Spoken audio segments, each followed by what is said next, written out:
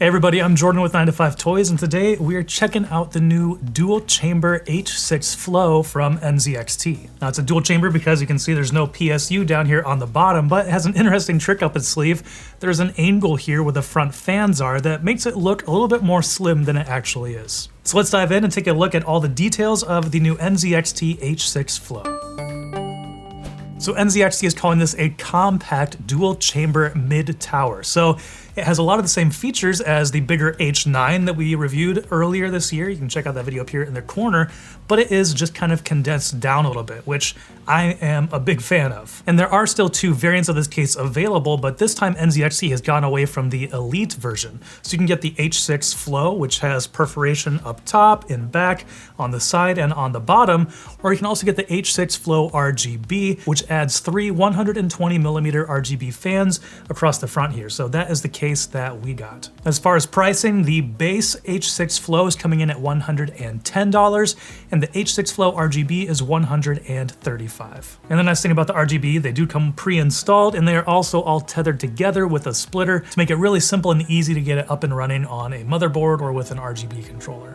And taking a further look at the design, you know, it is still NZXT's kind of signature, very angular, but very simple, and I think because of those things, elegant case design. It's pretty minimal, there's not much to it, there aren't extra fans or shrouds or little compartments everywhere. It's a lot of angular components that come together for what I think is a very pleasing case. And obviously with the dual chamber, you get this nice big glass front piece and side piece here that really show off the internals of a build. It's also very easy to get in and out of this, but everything comes apart without any tools. So we'll take off the glass side panel there. We'll take off the other piece on the other side. Comes apart right there. And then you can also pop off the top very easily and the front fan cover as well, which we'll take a look at. So that comes off, everything comes off very easy, no tools, very simple to get into this case and work on it. And because of that kind of angled design up here with the front fan mount, which you can't really see in this position, the case looks a lot slimmer than what, you know, it actually is. Basically, the angle of the camera right now is kind of what it looks like when I'm sitting at a desk.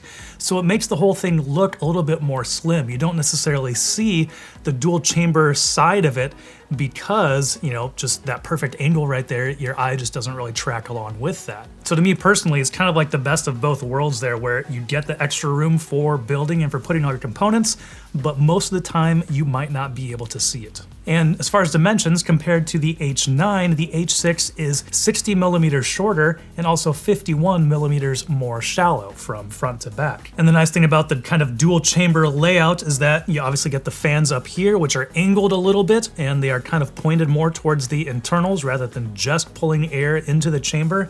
But then you also get fans on the bottom here pointed right up to that GPU, so some extra cooling in there. So as far as actually building inside of the case, you know, I really enjoy dual chamber cases because it feels like you have more room than kind of the standard mid tower. And obviously I love how they look as well. I love having the glass in front here. And I also like that, you know, there's nothing kind of cluttering up the bottom. It's all very easy to see what's going on. Compared to the H9, which is what I had previously built in, the H6 is definitely a little bit tighter. There are some tighter spaces that make it a little bit harder to get into and, you know, get cables routed exactly the right way. One area, I'll kind of point to it down here, at the bottom of the kind of motherboard brackets, trying to get some of those RGB cables and fan cables and USB cables plugged in there. That was a little bit tighter than what maybe, or I would have liked to see a little bit more room in there to make that a little bit easier to maneuver. But overall, I had a pleasant experience building inside of this case. You know, build quality feels good. Nothing felt like it was rattling or coming loose. Everything felt pretty solid in there. Now, granted, with the H9, which is much bigger, you just have more room, so it's easier to route things, easier to maneuver in there, and that probably still takes the cake as like the easiest building experience just because you have more room for movement and for placing things.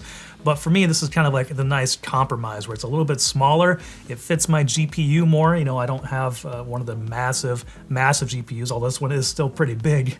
I feel like this case fits this GPU and this whole layout pretty well. One other nice thing about the H9 was it had that pivoting bracket that you could kind of get away with hiding some of your cable management clutter if you weren't very methodical. And me personally, I enjoyed that. You know, I did what I could cable managing this, but I'm still not super proud of it. There's probably more work I could do, but I'll probably be swapping it out for other components at some point. So I didn't want to spend too much time on it. So the nice thing about the H9 is you can kind of hide some of that stuff, whereas with the H6, I feel like that's a little bit more visible. All right, moving on to performance, you know, we're gonna look at temperatures. How did the temperatures of this compare to basically the same hardware that I had in the H9? And largely, the temperatures were about the same. I first tested the GPU temperatures with the Heaven benchmark, and when I had the H9 all set up with all this hardware inside of that case, I was getting about 55 degrees Celsius max, you know, after 5 to 10 minutes of running the benchmark. And then swapping everything over into this case, into the H6 Flow, I was also getting about 53 to 55 degrees Celsius. So it would kind of bounce around between those, dipping a little bit. So maybe the slightest improvement, but really I think it's pretty negligible that there was any improvement moving to this case over the H9. And on the CPU side of things, I had the newer Kraken in the H9, but it was white. So I installed my older Kraken Z73 in here, which is black. So it fits the case a little bit better. And when I did the video comparing those two, I didn't really see any temperature differences, so I think it's safe to say they give about the same performance when it comes to cooling. And so talking about CPU temperatures, I loaded up a Premiere Pro project and put just a ton of effects on it and rendered it out to crank that CPU up. And on the H9, I was getting temperatures ranging from 80 to 90 degrees Celsius.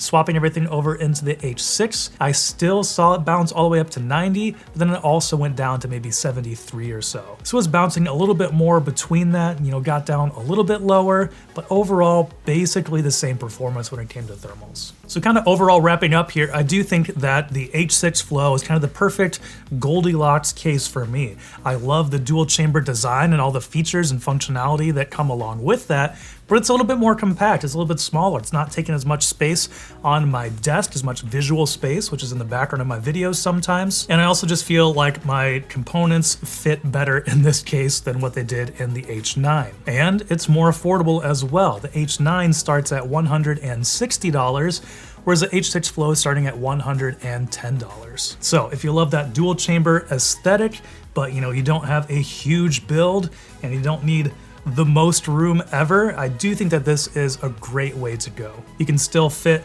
3 fans up front, you can fit 2 140mm fans on the bottom, you can fit a 360mm radiator up top, and so you can get some great cooling in here, and it looks pretty good in my opinion as well. From a building experience, I would still say that the H9 was the easiest to build in, and so if you are worried about that or have, you know, a lot of components that might be kind of difficult to finagle and mount and move around, you might want to aim for that one. But if you're just kind of looking for this aesthetic and you don't want to spend a ton of money and you have kind of a mid-range setup, I do think that this is a great option to go with. All right, well, that's gonna do it for our review of the H6 Flow from NZXT. Let us know what you think about it down in the comments. And if you're looking for some other videos to watch, I'll link to our build of the H9 as well as our most recent video. And thanks for watching. If you enjoyed this video, please give it a thumbs up so others can find it easier and consider subscribing. This is Jordan with 9 to 5 Toys.